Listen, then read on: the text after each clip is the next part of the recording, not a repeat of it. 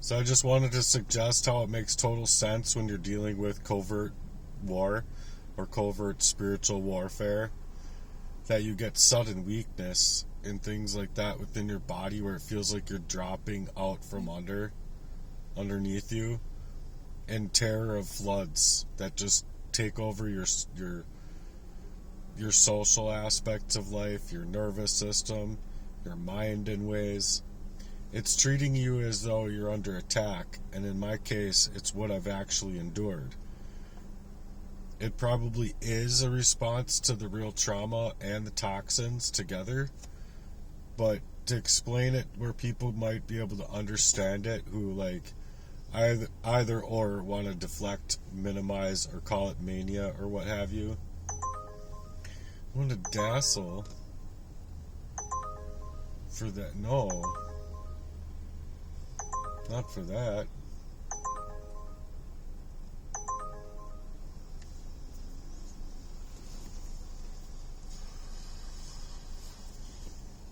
Oh, fuck.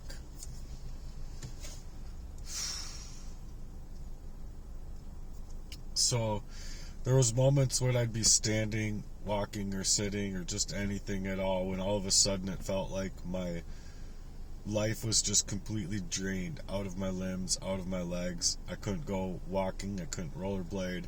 It was a deep pain, a tightness in my chest. My heart would race like it was trying to escape my body. And at the same time, my mind would feel all of the terror. Not just in fear of what I'm experiencing, but fear from the covert arsenic abuse as to what I've discovered over a long period of time of patterns of this abuse, writing it down, having people say things like, oh, you shouldn't be writing, you'll never be a writer, oh, you shouldn't do this, you shouldn't do that, basically deflecting me away from anything that I would rather be doing with my life.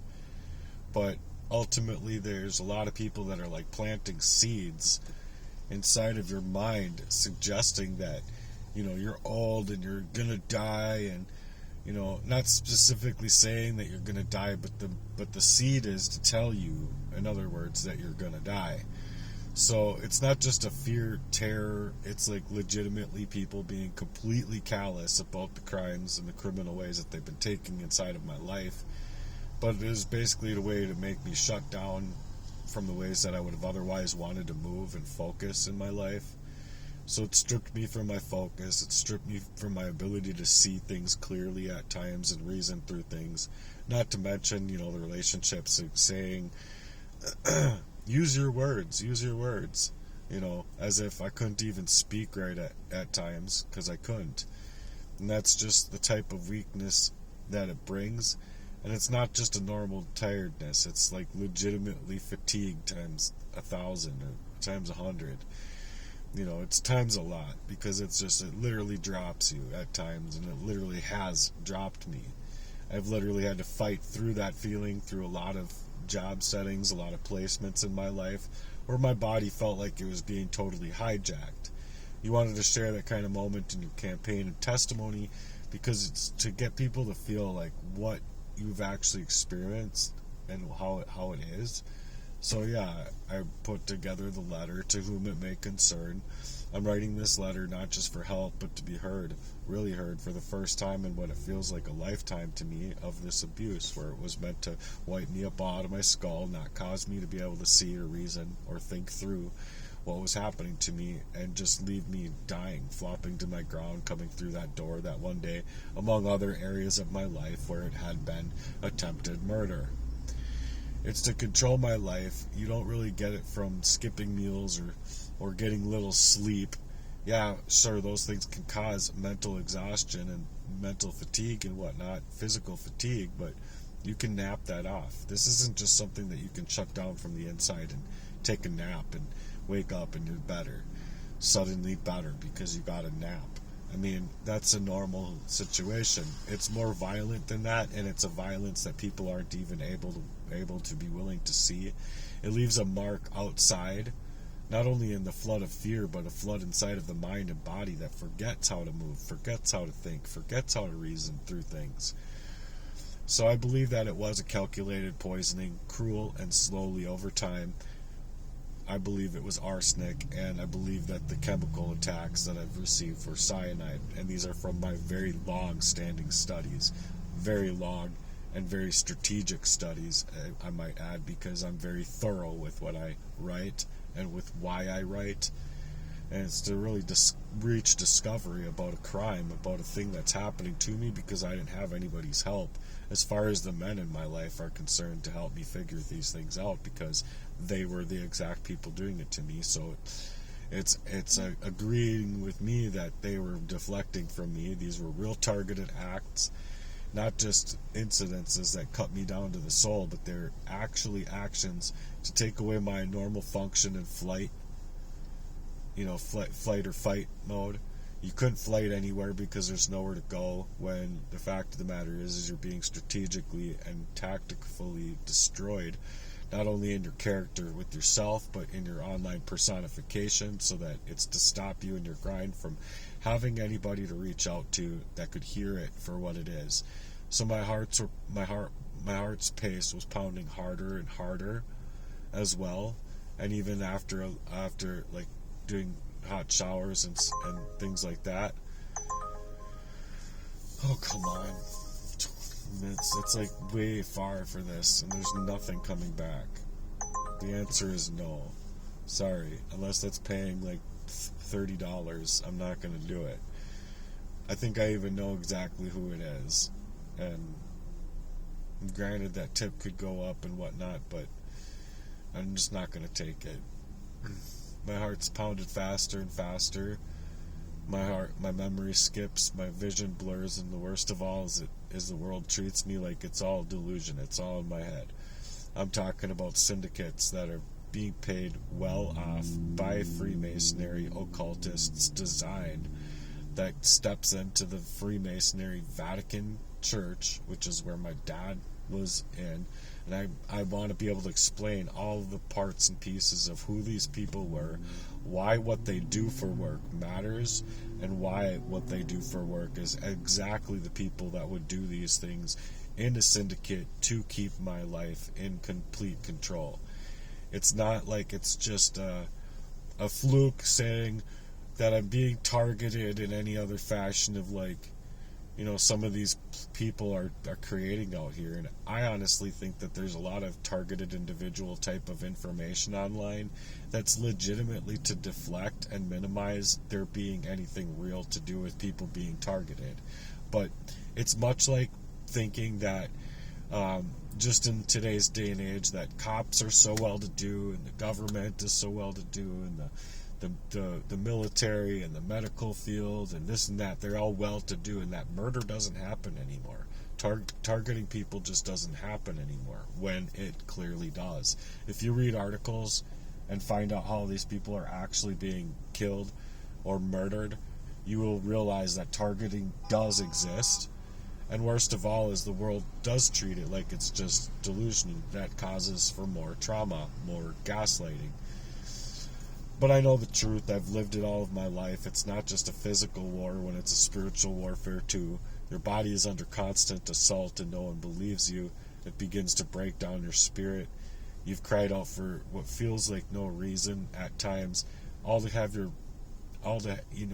that poisoning, coming out of that poisoning, to have your mind come back to you and you realize all of those events, all of them, like a domino rally, like the dominoes just, that's how fast these memories come back to you when you're like actually coming back to, and you actually have the flood of say your memories coming back to you from these specific events and specific times and specific people in your life.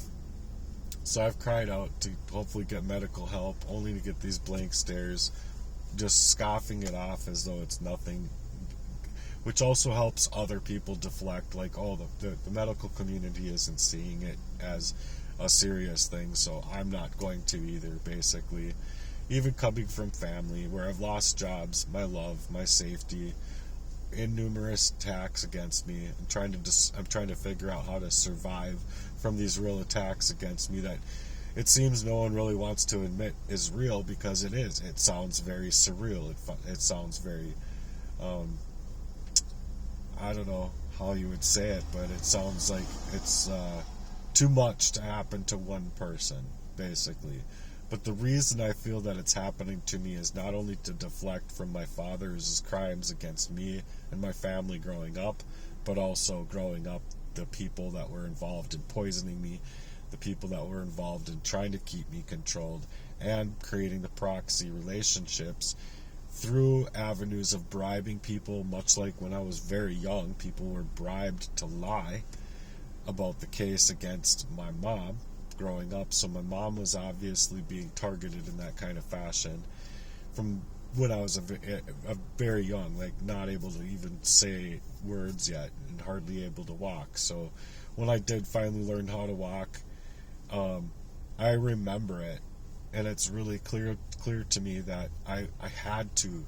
I was like, you have to walk, you have to do this because you have to save your sister. And then it just went from worse to worsest to fucking what the fuck, all the while trying to survive these attacks, like I said. So I'm asking and I'm pleading for people to listen to me, pleading for people to share my message, pleading for people to really take me seriously, not deflect, not add, little short, like 2 or 3 or 4 sentences, or even like 18 sentences that are all just so dismissive, minimizing, and deflecting from what I'm actually saying. They should actually be taking me seriously and coming at me in a serious fashion if they're going to be suggesting that they're careful people to care about somebody's well-being in this kind of fashion. Otherwise, the way I realize it is that they're deflecting for people that I grew up with in high school, or other people that I grew up around.